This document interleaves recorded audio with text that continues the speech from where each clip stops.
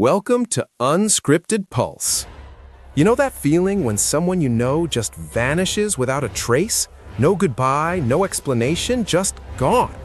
Now imagine that happening to three people in one night. August 28, 1976, Abilene, Texas.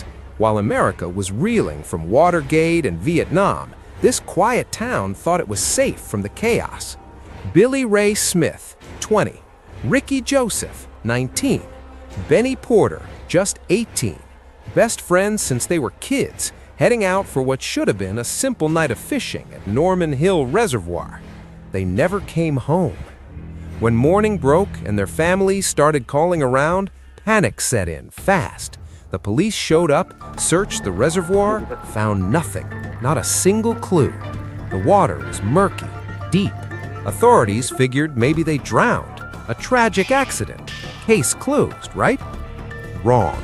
Because within days, witnesses started coming forward with stories that didn't add up. An unfamiliar truck parked at the water's edge that night. Strangers having hushed conversations in the darkness. And here's where it gets chilling. Multiple people reported hearing gunshots echoing across the reservoir. Then, silence. You can imagine the terror that gripped Abilene. 3 boys gone. Families waiting by phones that never rang. The local newspaper ran the story every single day. The Abilene 3. Search parties combed every inch of that reservoir. Candlelight vigils filled the town square. Everyone wanted answers, but answers weren't coming. Please subscribe to my channel, Unscripted Pulse, and let's keep breathing life into stories that were never meant to stay silent. Now, let's continue. Then investigators started digging into the boys' lives, and they found something disturbing. Billy Ray had been seen arguing with members of a local gang just days before the disappearance. This wasn't some random fishing trip gone wrong. This was something darker. But here's the frustrating part. No evidence, no bodies, no proof. Just rumors and fear spreading through town like wildfire. The case went cold, and families were left in limbo, not knowing if their sons were alive or dead.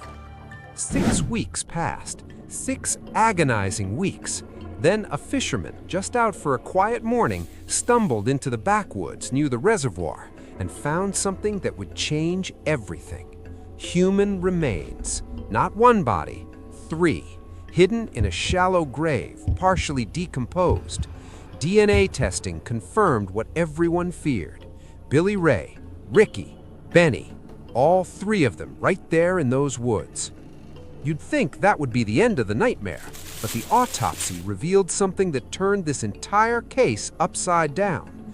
All 3 boys had died from blunt force trauma to their heads. This wasn't an accident. This wasn't a drowning. This was murder. Someone had beaten these boys to death, then buried them like they were nothing. The investigation exploded back to life. Police zeroed in on that local gang, and they weren't playing around anymore. Undercover operations, wiretaps, surveillance, they were going to crack this case wide open. And in the following months, they did. Multiple gang members were arrested, and during interrogation, one of them broke. He spilled everything about that night at the reservoir. Want to know what really happened? The 3 boys had stumbled upon a gang initiation ceremony. Wrong place, wrong time. An altercation erupted. Things got violent fast. The gang members panicked, grabbed whatever they could find, and beat those boys until they stopped moving. Then they dragged their bodies into the woods and buried them like they were nothing. But someone always knows. The trial in 1977 was explosive. The courtroom packed with grieving families, angry townspeople demanding justice. When the verdicts came down, guilty on multiple counts, you could hear the collective exhale of an entire community that had been holding its breath for over a year. But here's what haunts Abilene to this day. Those 3 boys left their homes thinking they were just going fishing.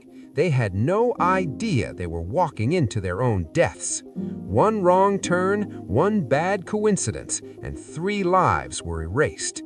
The peaceful town of Abilene was never quite the same after that, because now everyone knew evil doesn't just exist in big cities or faraway places.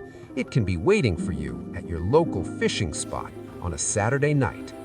So next time you think your town is too small, too safe for something terrible to happen, remember Billy Ray, Ricky, and Benny. They thought the same thing. And if you want to hear about more cases where small towns hid dark secrets that eventually came to light, stick around, because what happened in Abilene wasn't as rare as you hope.